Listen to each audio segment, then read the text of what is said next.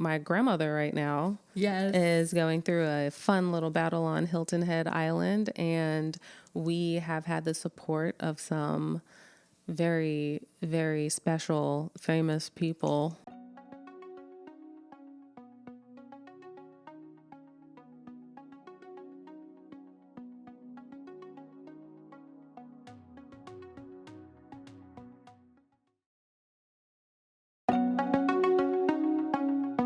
You're listening to Building Bold Connections, a podcast where we explore the creative ways business leaders have solved professional challenges to gain success and build net worth from their network. On this episode, we have Tracey Graves, an actor, MBA student, Paul D. Coverdell Fellow, and graduate professional assistant with aspiring community entrepreneurs. This is episode 10 of Building Bold Connections. Welcome to Building Bold Connections. I'm your host, Tyra Burton. On today's episode, we have Tracey Graves. She's an MBA student, a Paul D. Coverdell Fellow, a graduate professional assistant with the Aspiring Community Entrepreneurs Program, a professional actor, and CEO of Endless Service. Welcome, Tracey. Thanks for joining us. Hello. Thank you for having me. So first off, I want to know, why is service so important to you and your background? I have been serving for my entire life. My aunt used to have us pack up Thanksgiving dinners and make sandwiches and take all the leftovers and serve them to the homeless community when we were children.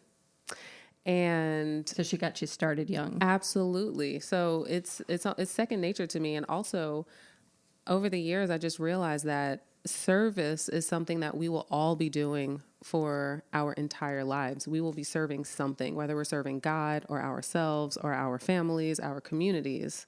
We live in a world of endless service. So I just figure, how can I do that now? How can I do that professionally? How can I serve? Well, and you recently spent 2 years in the Peace Corps in Zambia. I said it wrong. I'm Nice. so sorry. Tell us about the experience and how it helped you grow professionally. Yeah, I loved Zambia. I lived in two villages, Chasiya Village and Chakulwa Village. And there was no electricity in one village, but I had great cell phone service. So I was able to share stories on Instagram. And in the second village, I had electricity because my counterpart's family that I lived next door to had electricity, had a cord connected to the school that was in front of us. But I had no service. So I had to climb up the side of a mountain to get one bar Oh my. every few days. So that was fun. We lived by a stream and washed clothes and dishes outside. I bathed outside under the moonlight sometimes, under the sun. I had an outhouse. Definitely different than here. It was fantastic. I just came home with a deeper appreciation of the luxuries of this Western world. I know the modern day problems that we have. Yeah. Right. And also I just realized that I actually don't need a lot of what we have here. That's true. To be happy and to be satisfied. It really gets you down to the basics. Yeah, right. On top of that, the sense of community that the Zambians have everywhere, from the village to the city, is so much greater than this Western world that we live in. We're so eye-focused. We're so focused on ourselves. But in Zambia, if you had nothing, you still found something to give to a stranger. So very much like your aunt was teaching you about giving back to your community. Absolutely. And I didn't realize how, self-centered I was. Yeah, I think we all are. Right? Yeah. But if it's ingrained in us, do we really know that? Awareness is key. I had zero awareness that I was focused on myself. But that is actually why I chose to join the Peace Corps, because I was living in LA. I was working professionally, and I just felt like if I want to be a representative of the people, as a performer, as an actor, how can I say I know the people? How can I say I know the world if I hadn't really experienced it very much? And I've traveled, but I've spent a week here, few days here. You dip your toe in. Yeah. So I wanted to travel with a purpose and do it for free or get paid to do it. and I Googled free international volunteer opportunities. And you ended up in the And Peace I Corps. ended up in the Peace Corps. And well, that kind of helped lead you here, didn't it? Absolutely. So through the Peace Corps, when you came home, there's opportunities made available to you. Absolutely. Through the Paul D. Coverdell Scholarship. I checked their website, and out of all of the programs, the MBA program at KSU is actually the only program I wanted to do. Well, we're glad you're now. I know. And I live here. I live 30 minutes away, so I don't have to Didn't have to go away travel to someplace anywhere. else. Exactly. Yeah. So why did you choose Atlanta? I chose Atlanta for professional reasons. Obviously. Right. And I grew up in Richmond, so I wanted to be back on the East Coast to be closer to family. I have family all up and down the East Coast from New York to Florida that I've just been away from for the better part of 10 years while I was out building a career in LA. And a few business and professional opportunities opened up here in Atlanta, and I decided it's time to go back home. Well, and with our acting community, so are you able to also do your acting while you're here as well? Oh yeah. That's why I moved here. Yes. And also my husband is a professional writer. So I have just finished 2 scripts for the first time. I've had 1 million scripts started, but it took his mentorship to actually sit me down and create an outline before I start writing a script. It's important to know where you're going. It's true. Who knew? Well, there is some pantsing sometimes involved. I know. Where you just kind of go with it. But how has you guys working together as a partnership, how do you make that work? And what, professionally? Yeah, because you're married and you're working professionally together, Right. and you have endless service together as well. Right. And Silver Love Productions we Right. have together. Where you have your podcast. Yes. So patience. Is how we make that in work. one word, that's how it works. Compromise. No, actually, I love him. But you still love him, which is awesome. Absolutely. Yeah, he's great to work with. He's awesome. No, yeah, we make it work somehow. I don't know how, but we do it. Well, I'm glad to see you growing. I think writing scripts Yeah. is just an amazing thing to kind of the next step in your journey there. Absolutely. Well, your journey here has you as a graduate professional assistant with a new program that Coles College is involved with called Aspiring Community Entrepreneurs. For those who don't know it as well, can you tell us what the program is about and what you're doing there? Yes. So the ACE program is an offshoot of the UPBI program, which is Urban Poverty Business Initiative, started at Notre Dame by Mike Morris. And what we aim to do is help low income or underserved residents of Atlanta start and maintain their first businesses so that they can provide another source of income for themselves and their families. So what does that entail? Does it entail them learning about business plans or finances or Everything. Everything. So for the program is about a year. The first 6 weeks was called the 6-week boot camp. And every Saturday we met from 11 to 8 a.m. to 1 p.m. And we had different topics such as finance and writing your business plan and finding customers and marketing. I believe in marketing, obviously. Right. The second part of the program is the mentor phase, and we pair them with mentors locally and actually from around the country. I have some of my girlfriends in different states as mentors, some of my business owner friends, they're mentors now. So for 11 weeks, they will meet weekly with their mentor to help further their career, to help them with filling out forms and creating a business plan and creating an action plan for themselves in the future after the mentor program ends. Right, because you have to have that going forward, the next step. So you've really been involved with helping pair these mentors and mentees together. How do you decide who goes with who? Yeah, so we had the students fill out an application. So we have all of their information and we have all of their business ideas. So I used that to find mentors. Okay. So in the search and recruitment process, I kind of had an idea Of who would work who well. would work with who would work with who. So obviously you have some of your girlfriends that are being mentors. So how do you utilize your network to make sure that you're making all those connections? Yeah, so as soon as I started this program, I have been talking about it. to everyone. And it's on your Instagram too, just in case. Exactly. Yes. And I have just been putting this bug in everyone's ear. And it was interesting because I didn't realize how many people actually want to serve and want to be mentors. Right. I didn't realize that my friends actually are jumping at this. That's wonderful. Yeah, I thought it would be difficult to convince people to set aside time in their busy schedule. Right, because it's something that you have to plan for. Yes, and you have to have a heart for it. Right. I agree. So what do you think makes a good mentor? Yeah, a good mentor is someone who can help you in the deficit, can help you see your flaws. A good mentor is someone who is not going to tell you what to do, but tell you how to do it. A good mentor asks questions. And listens, I think. And listens, yes. A good mentor is not going to do anything for you, but help you find the answers within yourself. I agree. I think it's very much about self-discovery in some ways. Absolutely. So on the flip side, what makes a good mentee? Because a lot of our students are going to be on the other side of that equation. Mm-hmm. A good mentee has questions prepared. Yes. A good mentee knows that they are an amateur. A good mentee knows that they are, I don't want to say subordinate. A good mentee knows that they're a student and that they're here willing to learn and they're not here to fight. They're here to open up and receive.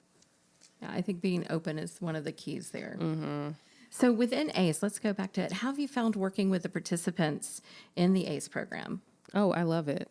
I love it so much. A lot of them come from the Must Ministries, which is another very key here, right in Marietta, just a wonderful KSU partner. Absolutely, and the staff there is so fantastic. We've had so much fun working together. These are the people that I'm comfortable working with because I have been serving for my entire life. So a lot of the students in the ACE program have gone through Must Ministries programs. And they're all open and they're all hungry and wanting to grow. You know, they applied for this program to change their lives. So it's beautiful to see a group of adults who are here just ready and willing to do what it takes to change the course of their lives. It's never too late. Ever, right. So how would you say that your past experience has benefited you working with the ACE program? My undergraduate degree was in sociology. That's right. You got it at, I can't remember right VCU, now. That's Virginia Commonwealth University. And one of my favorite classes was a marriage and family class. And one of the biggest topics and the biggest topics that the professor wanted to drive home was communication and how important communication is and effective listening. And I've taken that with me into my relationships. You ask, how can we work together? Well, communication, like, you know, effective listening and vibing and playing off of each other's strengths. What I try to do is I try to find the light in everyone in every situation. So that's really helped me deal with this community who may be confused about what they're doing. I also am a yoga instructor. Are you really? Yes. Well, it does help you find your center. I mean, I think that yoga is one of the things that helps you find that resting place. Yeah, so it helps. It has helped to go in and talk with the students and just let them know, like, center yourself. You can do this. You can have the confidence. You can see the course. I've actually started some of the classes with some breathing exercises. Yes. Because, you know, a lot of people are nervous. They forget to breathe. We forget to breathe. We forget to breathe, especially in, you know, that process could be daunting. Like, can I really do this? Right. You're a group of people who've not had this exposure before that are taking huge steps. They're walking off a cliff and expecting you to help them make it to the cliff across the way. Right. So I think centering them and really understanding where they're coming from. And it sounds like you really have an idea about that. I'm trying. Yeah, it seems to be working. I hope so. We're going to find out. We're going to find out. they're going to go forward. Right. Well, you combine this. So not only do you have this amazing amount of service, but we've touched on it a little bit. You're also an actor. Mm-hmm. So our audience might want to know what you've been doing as a working actor and tell us a little bit about how that's working into you getting your MBA and working at the ACE program as well. Yeah. So, most recently, I can be seen in The Exorcist. And I can say that now because we're not on strike anymore. That's right. Oh, isn't it good to be able to talk again? I know. Because we would not have mentioned anything had this been a few weeks ago. I know. And it was kind of sad. It was kind of bittersweet. You know, there was no red carpet premiere. I couldn't blast. You got a little on gypped. Instagram. A little. Yeah. A little. A little. It's okay. I do enjoy the anonymity. I do like being low key. So I don't feel like I was snubbed as deeply as some others were. But I can talk about it now. It's streaming. And you can put it, where's it streaming so everybody knows? It'll be streaming on Peacock on December 1st, but it's available right now on Amazon, and it's still in the theaters in some cities. So go see it. Somewhere. Yeah. So how do you work in being an actor and a student and doing that? Because that's a lot of things. Well, okay, I am about to find out because we were on strike. This is my first semester. Oh, that's right. You haven't.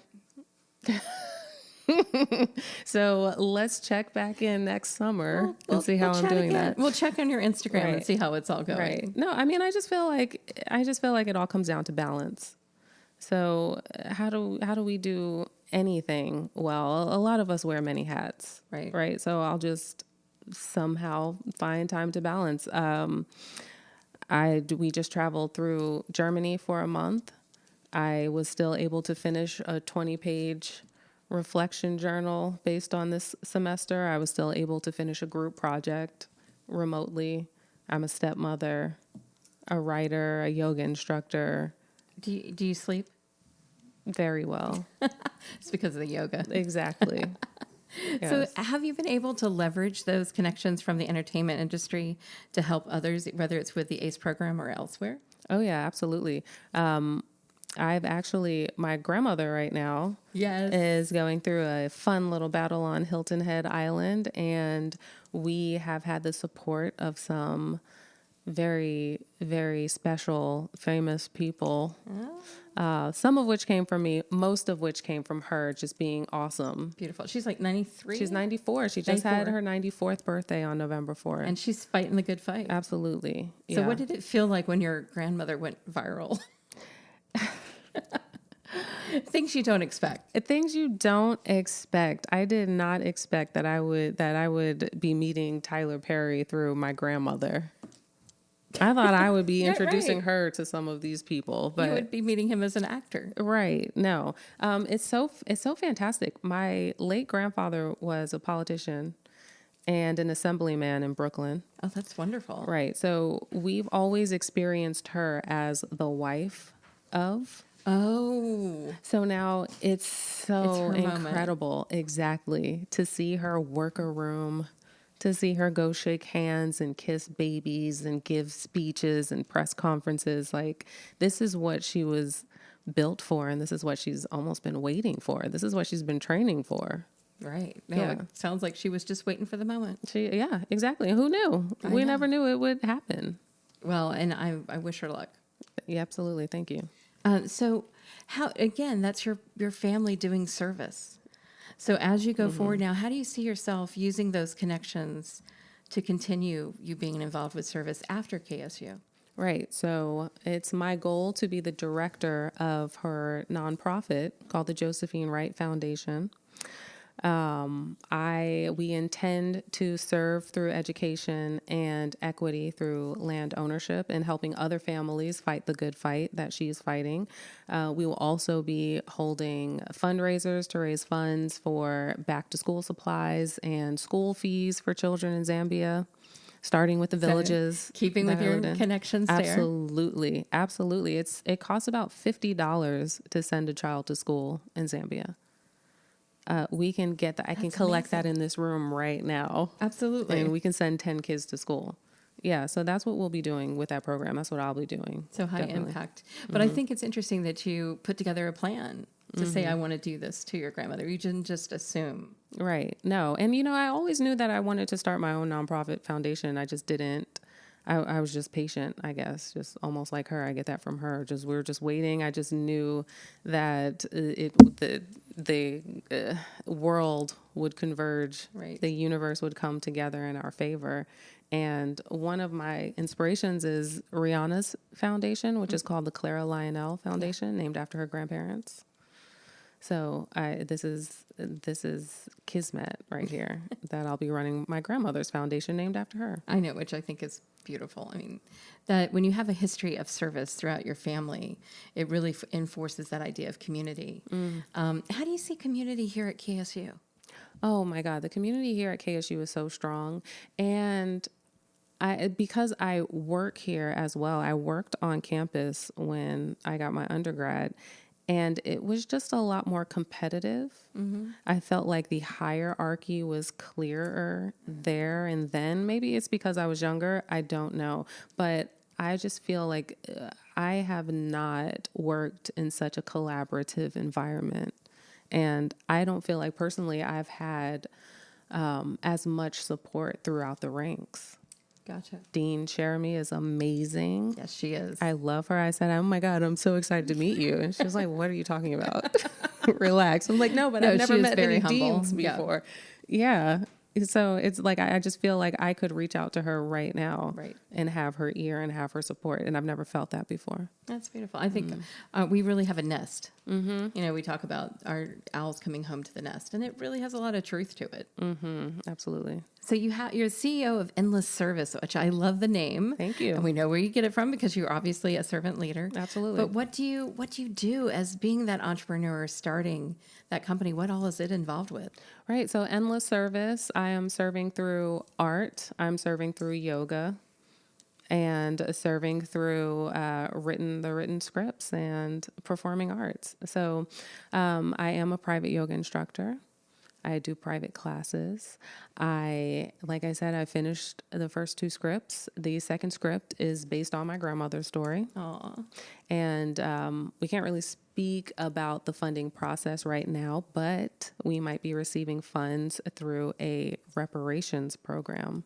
Oh, that would be awesome. Exactly. So a bank, an unnamed bank, right, might be providing most of the funds to produce a film that is about a Black woman fighting to keep her land on Hilton Head Island. Who had a husband who had a very prominent career, but found her spotlight in her late years. Right. So going forward, as an entrepreneur, what do you kind of see your future? Where are you going after KSU? Right. Well, after KSU, I'll definitely be managing my own career. For sure. Good for you. Yeah. Why pay someone else to do it when I'm you're learning? making connections, and I think that's why a lot of times agents work is because they have those connections. Connections are so important. Right. They help us swing from one tree to the next. They do.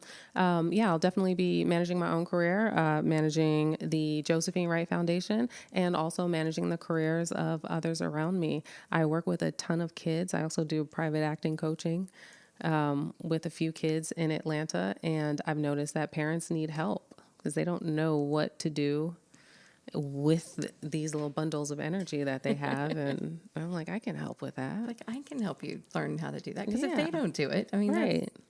So what has been the most bold thing that you've come up with in your life in terms of service? Oh my God. What? I know. A question. Well, it is the name of the podcast. What is the most bold? That's true.